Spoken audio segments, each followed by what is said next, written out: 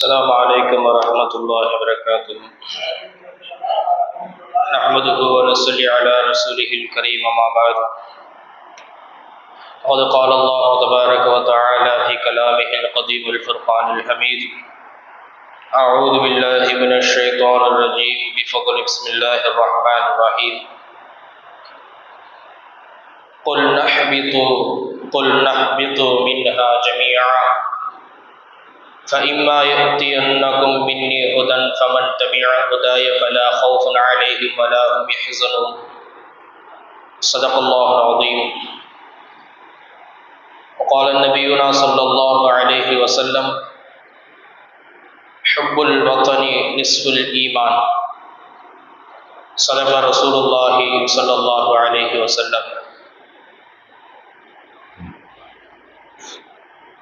பெருகி வரும் கருணையினால் பேருலகை காத்தருளும் ஏக வல்லோனாம் அல்லாஹ் ஒருவனுக்கே வான்புகழ். சத்திய தூதர், சன்மார்க்க வித்தகர், பக்கத்து ராஜாவாம் மதினத்து ரோஜாவாம் கண்மணி நாயகம் முஹம்மது ரசூலுல்லாஹி ஸல்லல்லாஹு அலைஹி வஸல்லம் அவர்களின் மீதும்,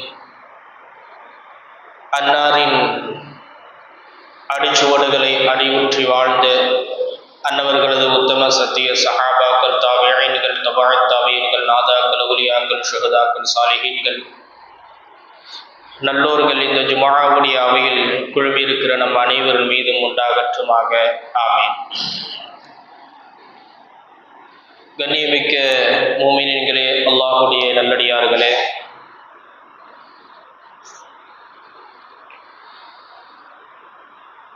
நேற்று நாம் ஆகஸ்ட் 15 இந்திய சுதந்திர தினத்தை கொண்டாடினோம்.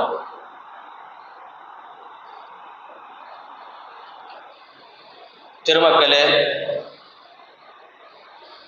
இந்திய சுதந்திரத்திற்காக வேண்டி நடைபெற்ற போராட்டங்கள் கிட்டத்தட்ட 200 ஆண்டுகள்.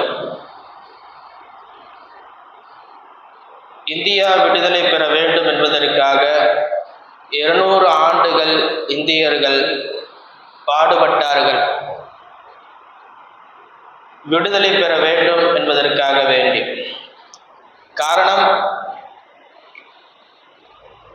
ஆங்கிலேயன் இந்தியாவை அடிமைப்படுத்தி வைத்திருந்தான்.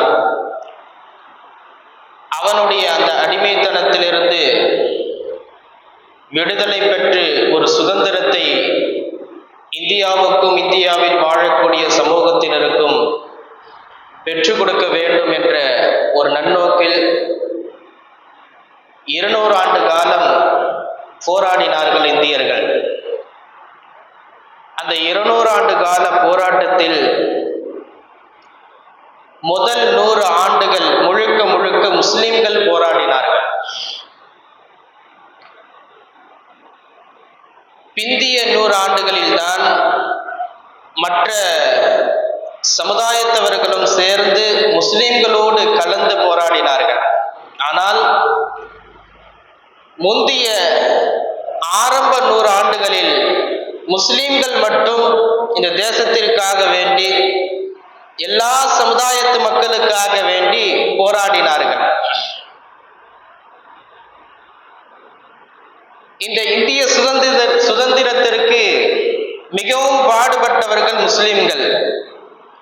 அவர்கள் பாடுபட்டதும் அந்த முஸ்லிம்களுடைய எண்ணிக்கையும் அதிகமாகவும் இருந்தது. சுதந்திரத்தை வாங்கி தருவதற்காக வேண்டி மேற்கொண்ட பல காரியங்கள் முஸ்லிம்கள் அதிலே இறங்கி செய்திருக்கிறார்கள். பெருமக்களே, இந்த இந்தியாவுக்கும் முஸ்லிம்களுக்கும் அதிகமான தொடர்பு உண்டு. இந்திய முஸ்லிம்களுக்கென்று ஒரு பூர்வீக வரலாறு உண்டு. அதை நாம் அனைவரும் தெரிந்து கொள்ள வேண்டும். காரணம் என்னன்னு சொன்னா, இன்றைக்கு இருக்கக்கூடிய சில அறிவற்றவர்கள், அறிவியினர்கள் முஸ்லிம்கள் இந்தியாவை சார்ந்தவர்கள் அல்ல. அவர்கள் வெளிநாடுகளில் இருந்து, பாகிஸ்தான் போன்ற நாடுகளில் இருந்து வந்தேரிகள் என்று ஒரு தவறான ஒரு கண்ணோட்டத்தில் தவறான ஒரு கருத்தை சமூகத்திற்கு மத்தியிலே பரப்பி வருகிறார்கள். எனவே தான் சொல்கிறோம், முஸ்லிம்கள் வந்தேரிகள் அல்ல. முஸ்லிம்களுக்கும் இந்தியாவுக்கும் தனிப்பட்ட ஒரு தொடர்பும் ஒரு பூர்வீக வரலாறும் உண்டு. இந்த பூர்வீக வரலாறு என்பது ஏதோ 100 ஆண்டுகளில் 200 ஆண்டுகளில் வந்தவை அல்ல. நபீனா ஆதம் அலைஹிஸ்ஸலாம் அவர்கள் தொடர்ந்து இந்த இந்தியாவுக்கு முஸ்லிம்களுக்கும் இஸ்லாத்திற்கும் பல சம்பந்தங்களும் இணைப்புகளும் இருக்கின்றன என்பதை நாம் பார்க்க முடிகிறது. பெருமக்களே, பொதுவாக ஒரு முஸ்லிமாக இருக்கக்கூடியவருக்கு தேசப்பற்று இருக்க வேண்டும். முஸ்லிமாக இருப்பவருக்கு சொந்த ஊரின் மீது உண்டான ஒரு ஈர்ப்பு இருக்க வேண்டும், ஒரு பிரியம் இருக்க வேண்டும். அப்படி இருப்பது என்பது பெருமானார் ஸல்லல்லாஹு அலைஹி வஸல்லம் அவர்கள் கற்றுக் கொடுத்த முன்மாதிரி, அவர்களுடைய வழிமுறை.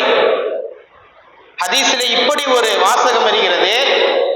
நபிகள் பெருமானார் ஸல்லல்லாஹு அலைஹி வஸல்லம் அவர்கள் சொன்னார்கள், ஹுப்புல் வத்தனி, சொந்த ஊரை சொந்த நாட்டை நேசிப்பது நிஸ்ஃபுல் ஈமான் என்று சொன்னார்கள். சொந்த நாட்டையோ அல்லது ஊரையோ நேசிப்பது என்பது ஈமானில் பாதி என்று சொன்னார்கள். அப்படியானால் ஒரு முஸ்லிம் தான் பிறந்த ஊரை நேசிக்கிறார், நாட்டை நேசிக்கிறார் என்று சொன்னால் அவர் ஈமானில் பாதி ஈமான் முழுமையடைந்து விட்டது என்ற அர்த்தம். பெருமக்களே, ஈமான் பரிபூர்ணம் அடைகிறது என்றல்ல, ஈமானில் பாதி முழுமை பெற்றுவிட்டார் என்ற அர்த்தம். காரணம், சொந்த ஊரை சொந்த நாட்டை நேசிப்பதனுடைய மகத்துவத்தை நபிகள் பெருமானார் ஸல்லல்லாஹு அலைஹி வஸல்லம் அவர்கள் இந்த சமூகத்திற்கு சொல்லித் தருகிறார்கள். பெருமக்களே, அது மட்டுமல்ல, நபிகள் நாயகம் ஸல்லல்லாஹு அலைஹி வஸல்லம் அவர்களுக்கும் தேசப்பற்று இருந்தது என்பதை வரலாற்றின் ரீதியாக நாம் பார்க்கலாம். பெருமானார் ஸல்லல்லாஹு அலைஹி வஸல்லம் அவர்கள் பிறந்தது மக்கமா நகரம், வளர்ந்தது மக்கமா நகரம், திருமணம் செய்தது மக்கமா நகரம், வியாபாரம் செய்தது மக்கமா நகரம். தன்னுடைய வாழ்நாட்களை மக்கமா நகரத்திலே கழித்து பெருமானார் ஸல்லல்லாஹு அலைஹி வஸல்லம் நபி பட்டம் கிடைக்கிறது, தூதுத்துவம் கிடைக்கிறது. அல்லாஹ்வுடைய கட்டளை, இஸ்லாமிய பிரச்சாரத்தை சமூகத்திற்கு மத்தியிலே கொண்டு போய் சேர்ப்பிக்க வேண்டும். இஸ்லாமிய பிரச்சாரத்தை தொடுக்கிறார்கள் பெருமானார் ஸல்லல்லாஹு அலைஹி வஸல்லம் அவர்கள். இஸ்லாமிய பிரச்சாரத்தை தொடுக்கிற போது பல எதிர்ப்புகள், பல இன்னல்கள், பல சதி திட்டங்கள் காஃபிரீன்கள் இடத்திலிருந்து செய்யப்படுகிறது. ஒரு கட்டத்திலே பொறுமையோடு இருந்த பெருமானாரும் பெருமானாரின் தோழர்களும் அதை சமாளிக்க முடியாமல் ஒரு இக்கட்டான சூழ்நிலையில் அவர்கள் தள்ளப்பட்டார்கள். நபிகள் பெருமானாரும் பெருமானாரால் வார்த்தப்பட்ட சஹாபாக்கள் மிகப்பெரிய இன்னல்களுக்கும் துன்பங்களுக்கும் ஆளானார்கள். இந்த இக்கட்டான சூழ்நிலையில் தான் அல்லாஹ் ஜல்ல ஷானஹு தஆலா ஹிஜ்ரத்திற்குண்டான ஒரு வாய்ப்பை கொடுத்தார். ஹிஜ்ரத் செய்வதற்கு இறைவனுடைய கட்டளை வந்துவிட்டது. பெருமானார் ஸல்லல்லாஹு அலைஹி வஸல்லம் அவர்கள் ஹிஜ்ரத் செய்ய புறப்படுகிறார்கள். மக்காவை விட்டு புறப்படுகிறார்கள். மக்காவை விட்டு புறப்படும் சமயத்திலே பெருமானார் பிறந்த ஊர், சொந்த மண், வளர்ந்த ஊர், அதை விட்டு பிரிவதற்கு பெருமானார் மனம் இல்லை. எப்படி பிரிவது என்று அவர்களுக்கு தெரியவில்லை. ஒரு பக்கம் கவலை, துக்கம், பிறந்த ஊரை விட்டு பிரிகிறோமே என்ற ஒரு கவலையிலே பெருமானார் அந்த ஊரை விட்டு நகர்ந்து செல்கிறார்கள். அப்படி செல்கிற போது கொஞ்சம் தொலைவு, கொஞ்சம்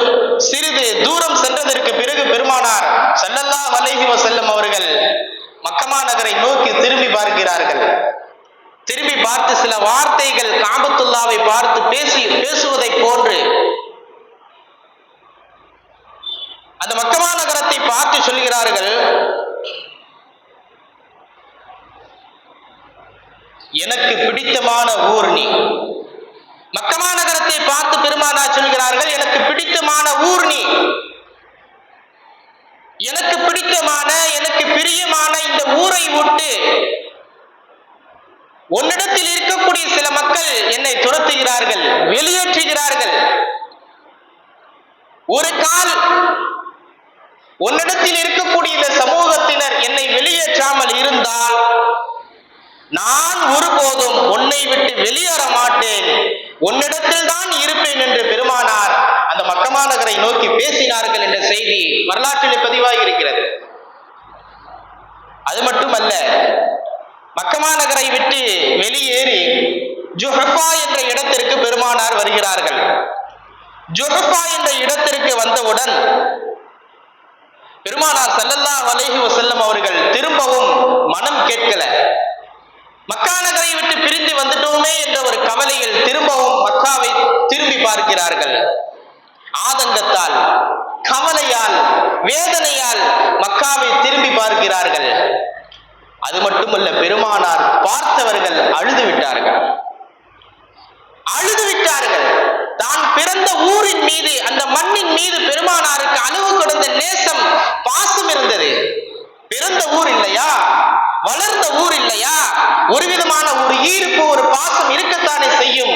பெருமானார் அழுதார்கள், ஒரு ஏக்கத்தோடு பார்த்தார்கள். உடனே அல்லாஹ் இறங்கினான். இறங்கி வந்து சொன்னான், இன்னல்லதீன ஃபரத அலைக்கல் குர்ஆன் லராதுக இலா மஆத். நபியே கவலைப்படாதீர்கள், நபியே துக்கப்படாதீர்கள், நபியே சஞ்சலப்படாதீர்கள். எந்த அல்லாஹ் உங்க மேல குர்ஆனை இறக்கிறானோ, எந்த அல்லாஹ் உங்கள் மீது குர்ஆனை இறக்கி வைக்கிறானோ, அந்த அல்லாஹ் லராதுக இலா மஆதின், இந்த மக்கமா நகரத்திற்கு திரும்பவும் கொண்டு வந்து சேர்ப்பான் என்று அல்லாஹ் ஆறுதல் வார்த்தையை பெருமானாருக்கு சொன்னான். அதற்கு பிறகுதான் அல்லாஹ் இறக்கி அந்த வசனத்தை கேட்டு பெருமானார் தன்னை ஆசுவாசப்படுத்திக் கொண்டார்கள். அப்படியானால் பெருமானார் ஸல்லல்லாஹு அலைஹி வஸல்லம் அவர்களுக்கு இந்த மண்ணின் மீது அளவு கடந்த பாசமும் நேசமும் இருந்தது. எனவே தான் மக்காவை விட்டு சென்றதற்கு பிறகும் மக்காவை திரும்ப திரும்ப பார்த்து அதன் ஏக்கத்தால் திரும்ப திரும்ப பார்த்தார்கள் என்று வரலாற்றிலே நாம் பார்க்கப்படுகிறது. பெருமக்களே, எனவே தான் ஒரு மனிதனுக்கு, அதிலும் குறிப்பாக முஸ்லிமாக இருக்கக்கூடிய ஒரு மனிதன் தன் சொந்த ஊரை, தன் சொந்த நாட்டை நேசிப்பது என்பது பெருமானார் காட்டி தந்த சுன்னத்து. அது மட்டுமல்ல, அப்படி நேசிப்பவர் ஈமானில் இருக்கிறார் என்று பெருமானார் ஸல்லல்லாஹு அலைஹி வஸல்லம் அவர்கள் சொன்னார்கள். பெருமக்களே, இந்த இந்தியாவிற்கும் முஸ்லிம்களுக்கும் பூர்வீகமான ஒரு தொடர்பும் ஒரு இணைப்பும் இருக்கிறது. எப்படி என்று சில நிகழ்வுகளின் மூலமாக நாம் பார்க்கலாம். அல்லாஹ் ஜல்ல ஷானுஹு தஆலா ஒரு வசனத்திலே சொல்வார், நான் ஆரம்பத்திலே ஓதி காட்டிய வசனம். ஆதம் அலைஹிஸ்ஸலாம் அவர்களை பார்த்து சொன்னான், குல் நஹ்பிது மின்ஹா ஜமீஆ. சொர்க்கத்திலே சாப்பிடக்கூடாத ஒரு கனியை சாப்பிட்டார்கள். பிறகு இக்கட்டான சூழ்நிலை, பூலோகத்திற்கு வர வேண்டிய ஒரு சூழல் ஏற்பட்டது. அல்லாஹ், நீங்கள் அனைவரும் பூமிக்கு இறங்கி செல்லுங்கள் என்று சொன்னார். அந்த இறைவனுடைய கட்டளைக்கு இணங்க ஆதம் அலைஹிஸ்ஸலாம் அவர்களும் அனைவரும் பூலோகத்திற்கு இறங்கி வந்தார்கள். தஃப்சீர் இப்னு கஸீரிலே அல்லாமா சிந்தி ரஹிமஹுல்லாஹ் குல் நஹ்பிது மின்ஹா ஜமீஆ என்ற வசனத்திற்கு விளக்கம் எழுதுகிற போது இப்படி சொல்வார்கள், ஆதம் அலைஹிஸ்ஸலாம் அவர்கள் சோனத்திலிருந்து பூலோகத்திற்கு இறங்கி வந்தார்கள். எங்கு வந்து இறங்கினார்கள் தெரியுமா? நஸல இலல் ஹிந்த், இந்தியாவிற்குத்தான் வந்து இறங்கினார்கள் என்றார்கள். இந்திய மண்ணின் மீது ஆதம் அலைஹிஸ்ஸலாம் அவர்களுடைய முதல் கால் பட்டது, வேற எங்கும் படல. சொர்க்கத்திலிருந்து பாதம் நேரடியாக பூலோகத்திற்கு இறங்கியது இந்திய மண்ணில். குறிப்பாக இந்தியாவினுடைய ஒரு அங்கமாக இருக்கக்கூடிய இலங்கையில் தான் ஆதம் அலைஹிஸ்ஸலாம் அவர்கள் இறங்கினார்கள் என்ற செய்தி. அப்படி ஆதம் அலைஹிஸ்ஸலாம் அவர்கள் இந்தியாவுக்கு வருகிற போது அவர்களுடன் வந்த பொருட்களை குறித்தும் சொல்லுவார்கள், என்னென்ன பொருள் வந்துச்சுங்கிறது. ஆதம் அலைஹிஸ்ஸலாம் அவங்களோடு ஹஜ்ருல் அஸ்வதும் வந்துச்சு. கஅபத்துல்லாவில் இருக்கக்கூடிய ஹஜ்ருல் அஸ்வத் இருக்கு இல்லையா, நாம் முத்தம் இடுகிறோம், கருப்பு கல், அந்த கல் வந்தது ஆதம் அலைஹிஸ்ஸலாம் அவர்கள் சோனத்திலிருந்து இந்த பூமிக்கு வருகிற போது அவர்களோடு அந்த கல்லும் சேர்ந்து வந்தது என்று சொல்வார்கள். எனவே தான் அதை பெருமானார் சொல்கிற போது சுவனத்து கல் என்று சொன்னார்கள். அப்பவே வந்துருச்சு. அப்ப ஹஜ்ருல் அஸ்வதும் ஆதம் அலைஹிஸ்ஸலாமோடு வந்தது.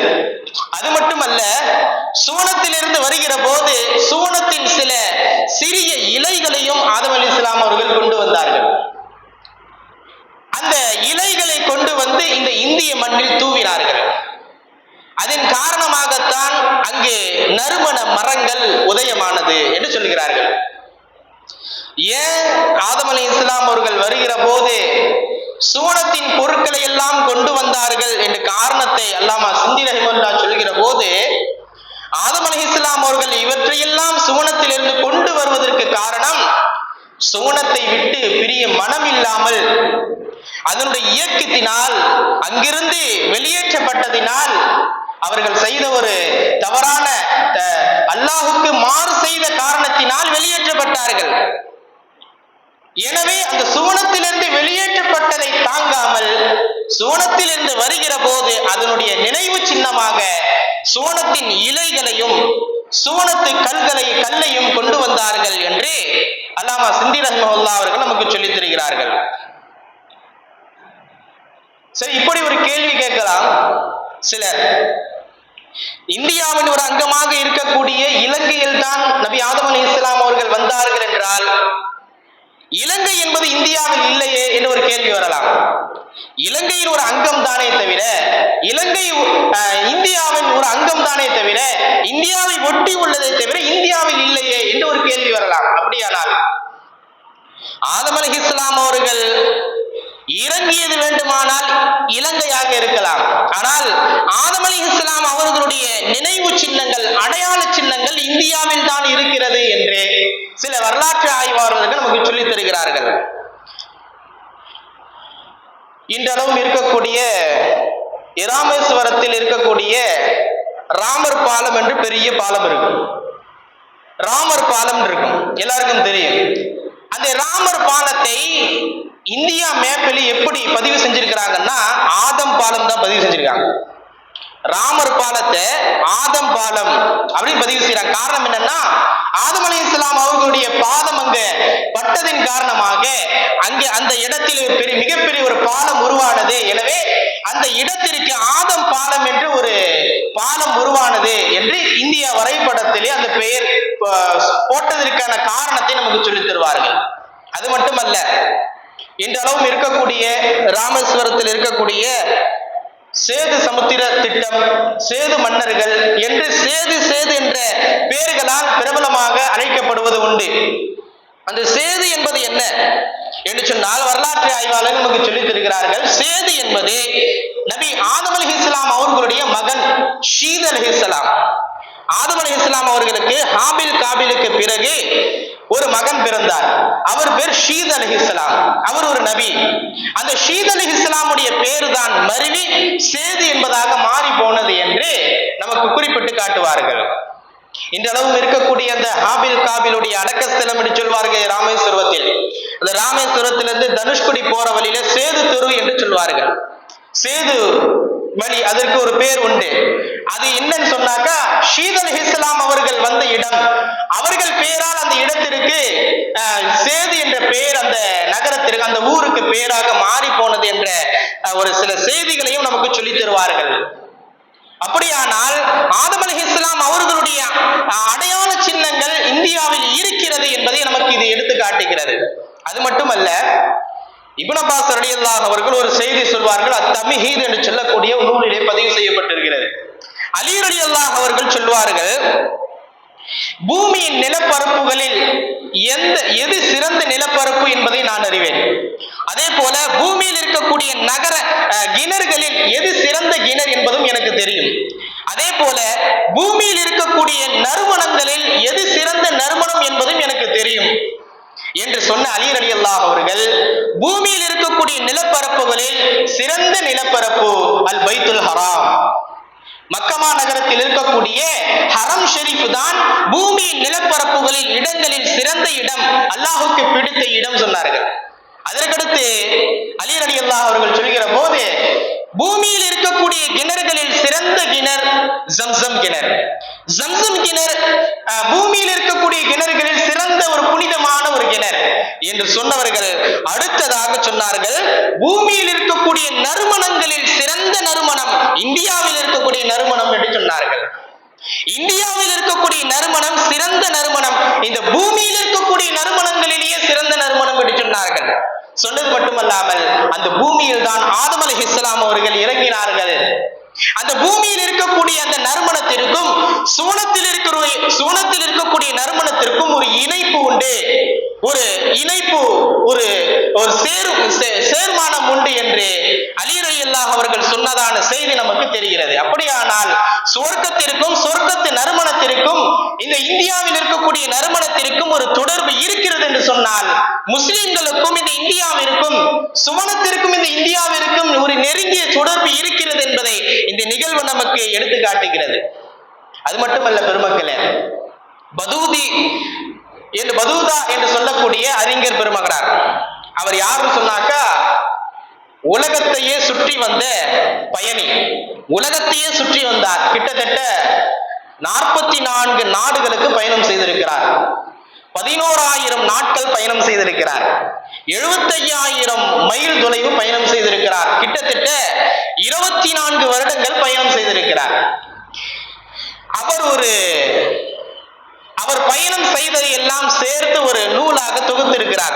பயணங்களிலே ஏற்பட்ட சில அனுபவங்களை குறித்து அந்த நூலிலே பதிவு செய்திருக்கிறார். அந்த நூலுடைய பெயர் ரஹீலா என்பது. ரஹீலா என்று சொன்னாலே பயணங்கள் என்பது பொருள்.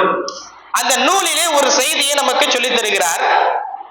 அதாவது, நாங்கள் ஆதம் அலைஹிஸ்ஸலாம் அவர்கள் இறங்கியதாக கூறப்படும் அந்த இடங்களுக்கு நாங்கள் சுற்றி பார்த்தோம். ஆதம் அலைஹிஸ்ஸலாம் இறங்கினாங்க அப்படின்னு சொல்றாங்கல்ல, அந்த இடங்களை நாம் பயணம் செய்து பார்த்தோம். அந்த இடத்திற்கு செல்கிற போது அது ஒரு சரந்தீப் என்று சொல்லக்கூடிய ஒரு மலை. அது ஒரு மலை. ஆதம் அலைஹிஸ்ஸலாம் வந்து இறங்கினது ஒரு மலை பகுதி. அந்த மலையினுடைய பெயர் சரந்தீப் என்பது அந்த மலையினுடைய பெயர். அந்த மலை என்பது ஒரு கடலுடைய வட்டத்தில் இருந்தது. அது ஒரு கடல் மட்டத்தில் இருக்கு. இன்னும் சொல்ல போனா கடலில் இருந்து மிக உயரமாகவும் இருந்தது. அதை கடலில் இருந்து நாங்கள் அதை பார்த்த போது அந்த கடலுக்கும் எங்களுக்கும் இடையில இருந்த தொலை தூரம் 9 நாட்கள் பயணம் செய்ய வேண்டும். அந்த இடத்திற்கும் எங்களுக்கும் இருந்த அந்த தொலை தூரத்தை பத்தி அவர் சொல்றாரு. அதாவது அந்த மலைக்கும் அவருக்கும் மத்தியில இருந்த தொலை தூரம் 9 நாட்கள் பயணம் செய்ய வேண்டும், அவ்வளவு தூரம் இருந்தது. சரி, எப்படியாவது அந்த இடத்தை நாம் பார்த்து விட வேண்டும். அவர் பயணிதானே, உலகத்தையும் சுற்றி வந்தவர் தானே, எப்படியாவது அதை பார்த்து விட வேண்டும் என்ற ஒரு ஆசையிலே அதை நாங்கள் எப்படியும் பார்த்தோம். அப்படி பார்த்தால் அம்மலையின் மீது சில மரங்கள் இருந்தது. அந்த மலை மீது சில மரங்கள் இருந்தது. அந்த மரங்களினுடைய இலைகளும் பூக்களும் உதிர்வதில்லை, அப்படியே வளர்ந்துகிட்டே இருக்கு. இலைகள் உதிராம வளர்ந்துகிட்டே இருக்கு, பூக்களும் உதிராமல் வளர்ந்து கொண்டே இருக்கிறது. அங்க ஒரு இடம் இருக்கு. அந்த மலையில அந்த ஒரு மரங்கள் இருக்கிற பகுதியில ஒரு இடம் இருக்கு. ஃபசீஹ் என்பது அந்த இடத்திற்கு பெயர். அந்த இடத்திலே ஒரு பெரிய ஒரு கரும் பாறை இருக்கிறது.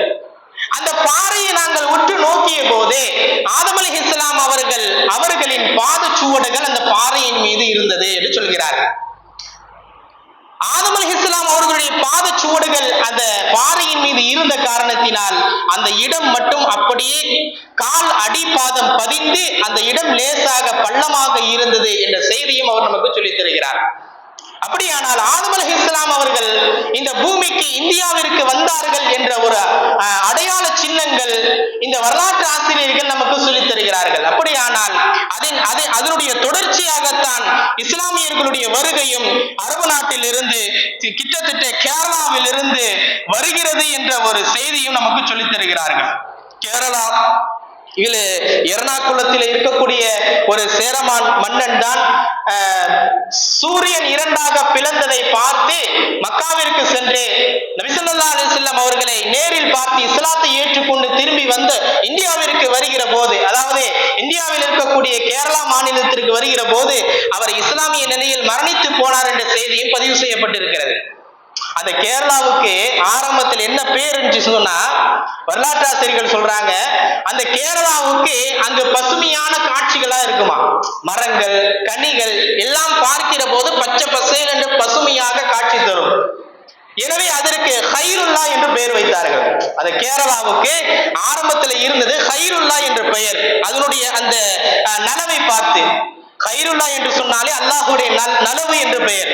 அங்கே பார்க்கிற இடங்கள் எல்லாம் ஒரே நல்ல காட்சியாக, பார்ப்பதற்கு இனிமையாக இன்பகரமாக இருந்த காரணத்தினால் அப்பொழுது உள்ளவர்கள் அந்த கேரளாவிற்கு ஹைருல்லா என்று பெயர் வைத்தார்கள்.